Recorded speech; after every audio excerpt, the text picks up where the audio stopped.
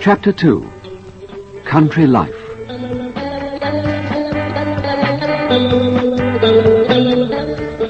Section 1.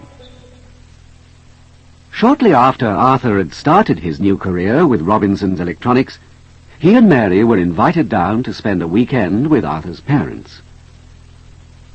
As some of you will know, Arthur's father's the doctor who looks after the inhabitants of the village of Applefield in Berkshire, a county to the west of London.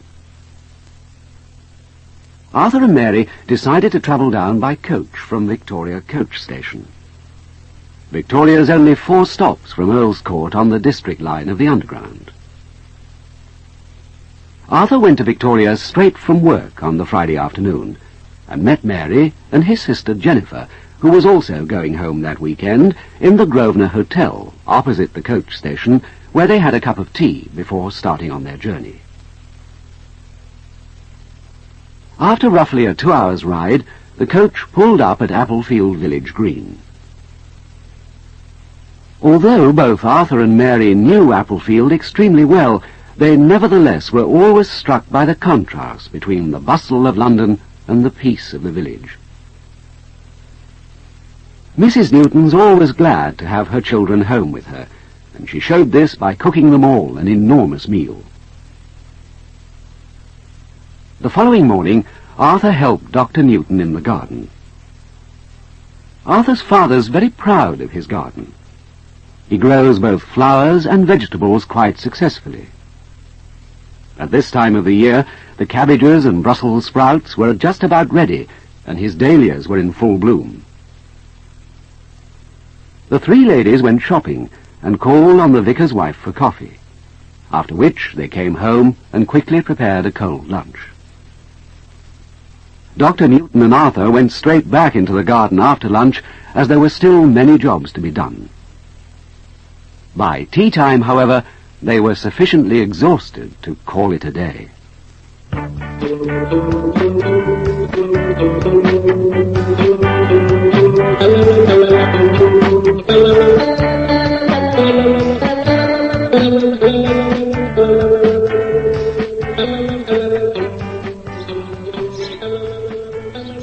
Daddy! Arthur! Tea! All right, we'll be with you in 2 minutes. If you could just dump that stuff on the compost heap, Arthur, I think that'll be enough for today. Okay, Dad. Hand me that rake and fork, will you? Mm-hmm. I'll just shove them into the shed. Oh, thanks. Now, I'll just tie up this last dahlia, and that's it. Good. Now, let's go in, shall we? Oh, you did shut that gate, didn't you? Next door's dog keeps on coming in if he gets half a chance. Come on, you two. Your tea's getting cold. And don't come in here with those dirty boots on. Leave them outside the kitchen door. I don't want mud all over my carpet. All right, dear, we know. Ah, that's better. Oh, my back. Well, thanks very much for all your help, Arthur. I shan't need to do anything now till next week.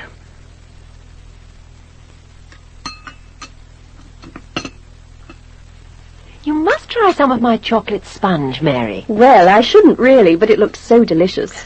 I'll just have a small piece, if I may. It is delicious. Can I have another piece, please? Oh, certainly, dear. Help yourself. Are you sure that's big enough for you, Arthur? We'd hate to see you starve. Well, I can always have another piece if it isn't, can't I? Hey! Quick, everybody! Look out of the window. There's a cow trampling all over the dahlias. What? Oh. I told you to shut the gate, Arthur. Come on, don't hang about. We must chase it out before it does any more damage. Daddy, I hate to say this, but that cow's a bull.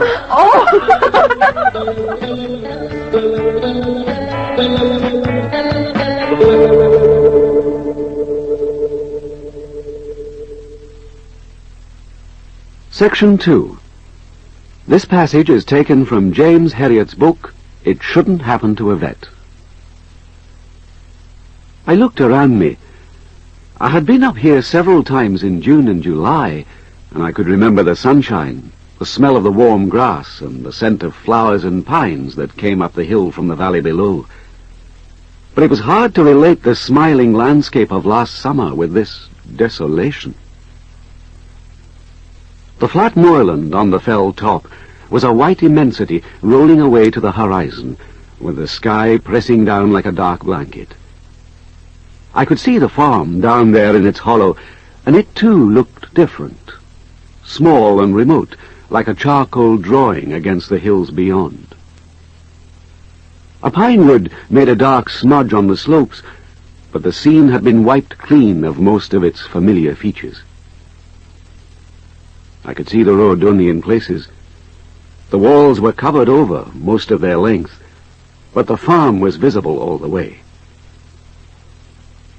I had gone about half a mile towards it, when a sudden gust of wind blew up the surface snow into a cloud of fine particles. Just for a few seconds, I found myself completely alone. The farm, the surrounding moor, everything disappeared, and I had an eerie sense of isolation till the veil cleared. It was hard going in the deep snow, and in the drifts I sank over the tops of my Wellingtons. I kept at it, head down, to within a few hundred yards of the stone buildings. I was just thinking that it had all been pretty easy, really, when I looked up and saw a waving curtain of 1,000,000 black dots bearing down on me. I quickened my steps, and just before the blizzard hit me, I marked the position of the farm. But after 10 minutes stumbling and slithering, I realized I had missed the place. I was heading for a shape that didn't exist. It was etched only in my mind. Oral Practice 1. Practice saying these sentences from the dialogue. Will you? That rake and fork, will you?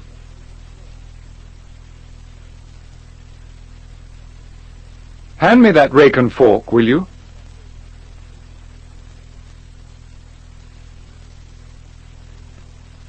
Shall we? Let's go in, shall we?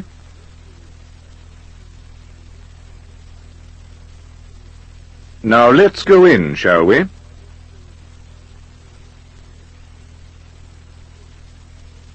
Good. Now let's go in, shall we?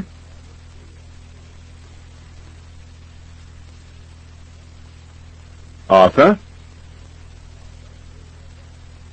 All your help, Arthur.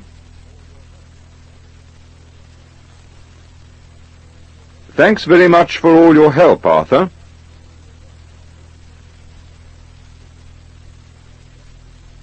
Well, thanks very much for all your help, Arthur.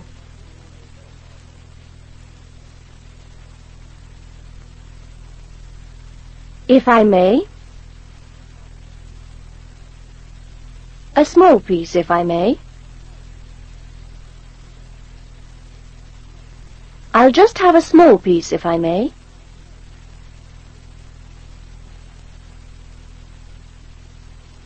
That cow's a bull. To say this, but that cow's a bull.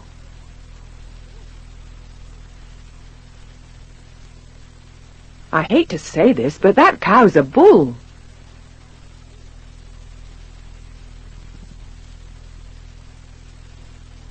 Oral Practice 2. Listen to the dialogue and then take the part of B. It's an absolutely glorious day, isn't it? I'm glad we came for this walk, aren't you? I say, what's that peculiar building over there? Oh, it's an old windmill. There are quite a few of them round here, actually. What were they used for? Well, they used to grind corn in them, but that one's been converted. Oh, really? What's it used for now? They've made it into a summer cottage. It's owned by a local farmer, and he lets it out to holidaymakers. Funny sort of cottage. There can't be more than one room on each floor. That's true enough. It is a bit inconvenient, but you get a wonderful view of the countryside from the top room. It looks rather interesting. Do you think we could have a look inside? Tell you what, we could have a peep through the window, or we could go and borrow the key from Mr. Hicks. Do you think we could? How far does he live? Oh, just down the road, actually. It's only 5 minutes' walk.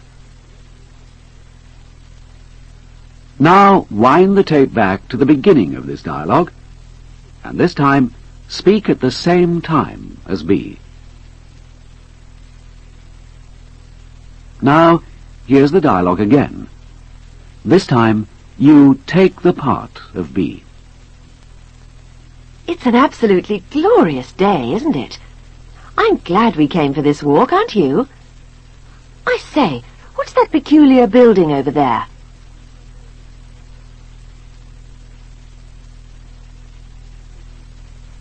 What were they used for?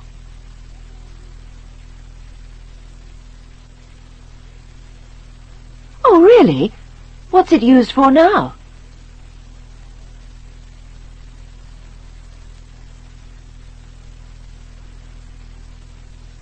Funny sort of cottage. There can't be more than one room on each floor.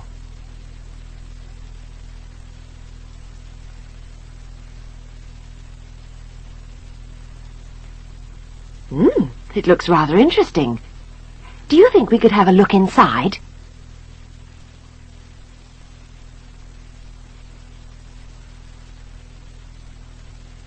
Do you think we could? How far does he live?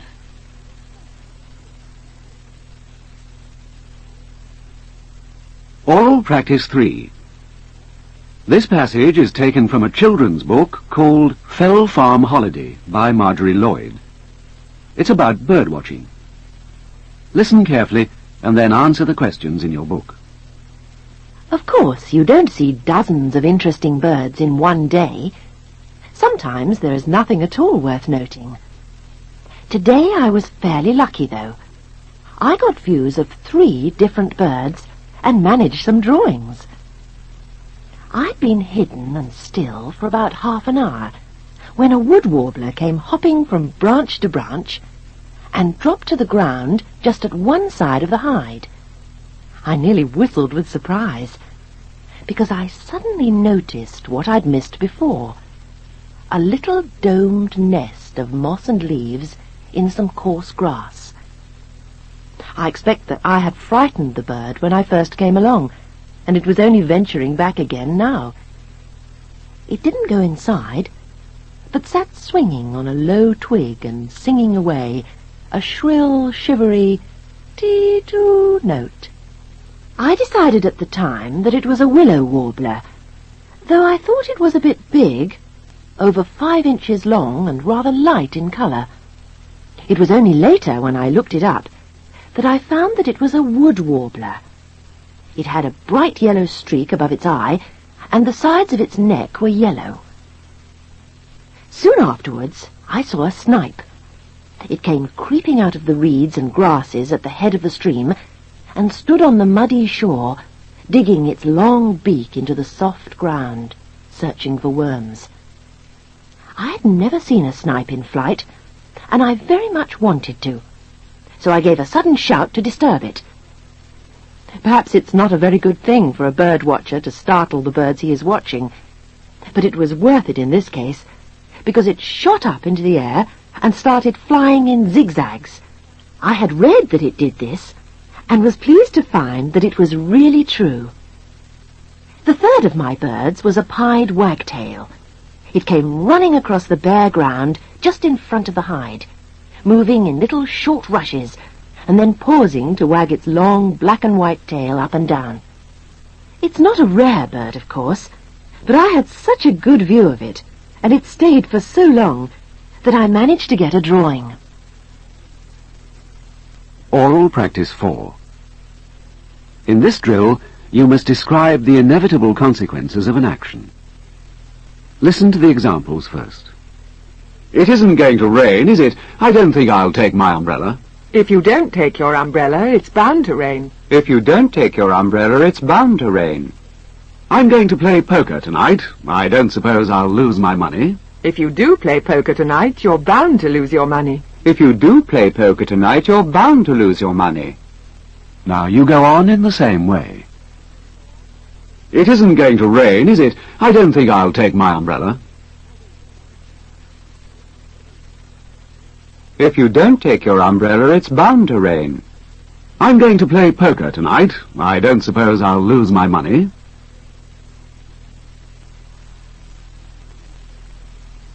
If you do play poker tonight, you're bound to lose your money. I probably shan't be sick if I eat that fish.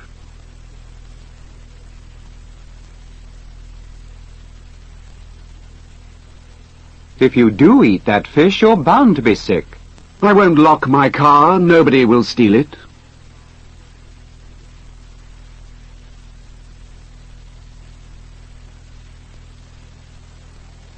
If you don't lock your car, somebody's bound to steal it.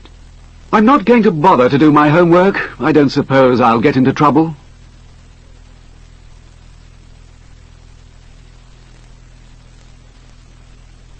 If you don't do your homework, you're bound to get into trouble. I'm not going to give up smoking. I'm sure I shan't get out of breath.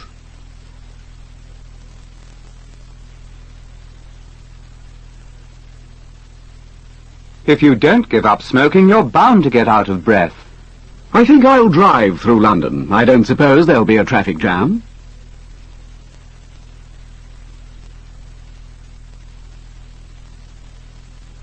If you do drive through London, there's bound to be a traffic jam.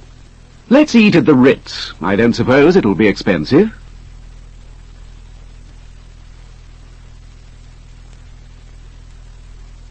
If we do eat at the Ritz, it's bound to be expensive. That's the end of Oral Practice 4. Oral Practice 5. Expressing threats. Listen to the examples first. Helen threatened to kill herself if I didn't marry her. Do you mean she actually said, "Marry me or I'll kill myself"? Do you mean she actually said, "Marry me or I'll kill myself"? The builder threatened to sue me if I didn't pay him. Do you mean he actually said, "Pay me or I'll sue you"? Do you mean he actually said, "Pay me or I'll sue you"? Now, you go on. Helen threatened to kill herself if I didn't marry her.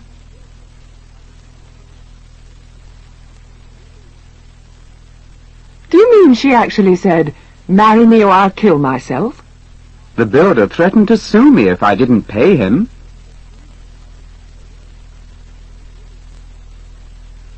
Do you mean he actually said, "Pay me or I'll sue you"? My wife threatened to leave me if I didn't buy her a fur coat.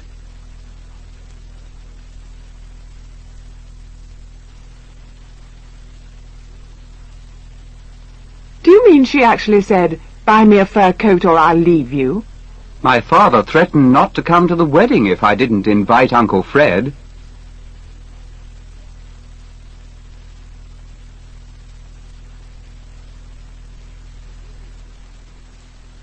Do you mean he actually said, "Invite Uncle Fred or I shan't come to the wedding"? The gas board threatened to cut off the gas if we didn't pay the bill.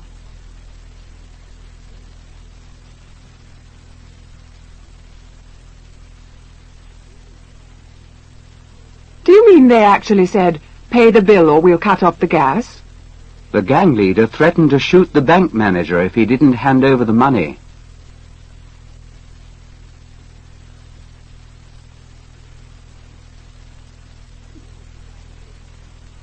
Do you mean he actually said, "Hand over the money or I'll shoot you"? John threatened to join the Foreign Legion if Pauline wouldn't be his girlfriend.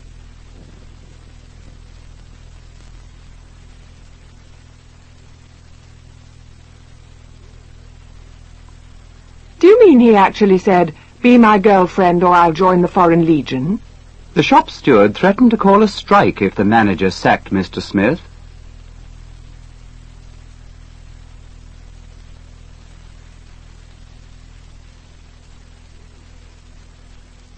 Do you mean he actually said, "Don't sack Mr. Smith or I'll call a strike"? That's the end of Oral Practice 5. Oral Practice 6. In this drill, you don't really believe it when someone tells you a problem is too difficult. Listen to the examples first. This problem is too difficult. I can't solve it. Is it really too difficult for you to solve? Is it really too difficult for you to solve? This cake's too hard. I can't eat it. Is it really too hard for you to eat? Is it really too hard for you to eat? Now you go on in the same way. This problem is too difficult. I can't solve it. Is it really too difficult for you to solve? This cake's too hard. I can't eat it. Is it really too hard for you to eat? This coat's too shabby. I can't wear it.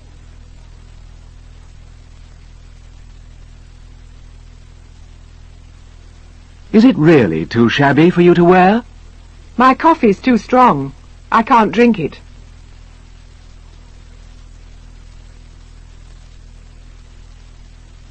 Is it really too strong for you to drink? That car's too expensive. I can't afford it.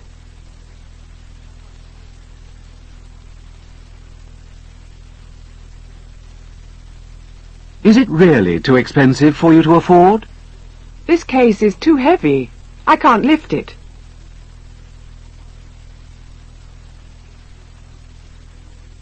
Is it really too heavy for you to lift? Your writing's too small. I can't read it.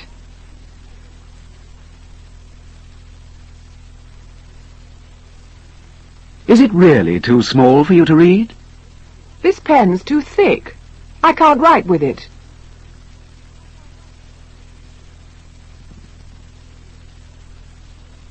Is it really too thick for you to write with?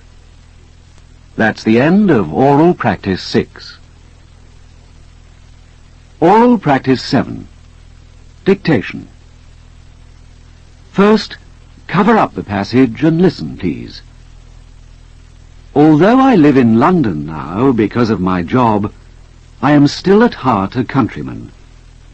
I am always contrasting the peace and the beauty of my childhood surroundings with the noise and the squalor of my present environment. As a boy, I was awakened by the cock crowing in the farm down the lane, whereas it is the grinding of gears and the screeching of brakes from the ring road beneath my window that now rouses me from my slumbers. From my boyhood bedroom window, I would look 20 miles across the valley to the range of fells beyond the lake. Now, the first thing I see in the morning is people queuing for the bus across the road. Now you'll hear the passage again, and this time you must write down what you hear. Although I live in London now, because of my job, I am still at heart a countryman.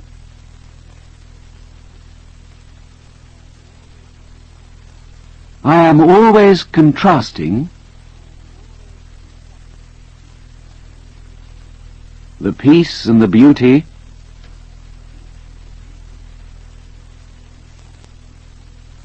of my childhood surroundings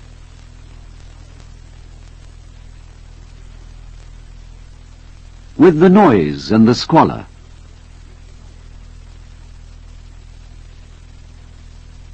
of my present environment.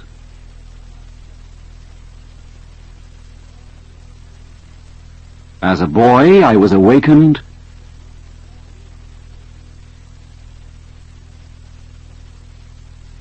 by the cock crowing in the farm down the lane.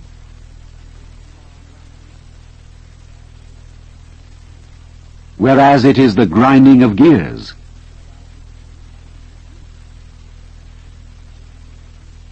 and the screeching of brakes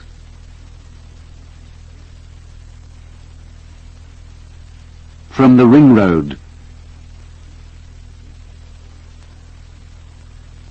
beneath my window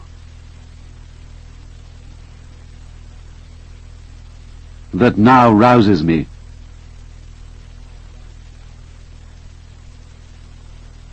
from my slumbers. From my boyhood bedroom window,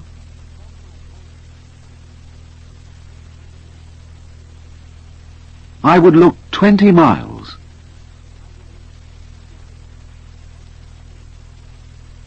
Across the valley to the range of fells, beyond the lake.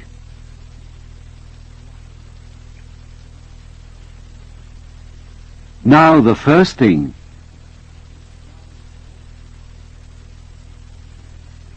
I see in the morning is people queuing for the bus. Across the road. Now here's the passage again. Although I live in London now because of my job, I am still at heart a countryman. I am always contrasting the peace and the beauty of my childhood surroundings with the noise and the squalor of my present environment. As a boy, I was awakened by the cock crowing in the farm down the lane, whereas it is the grinding of gears and the screeching of brakes from the ring road beneath my window that now rouses me from my slumbers. From my boyhood bedroom window, I would look 20 miles across the valley to the range of fells beyond the lake. Now the first thing I see in the morning is people queuing for the bus across the road. Now check the dictation in your book. That's the end of chapter 2.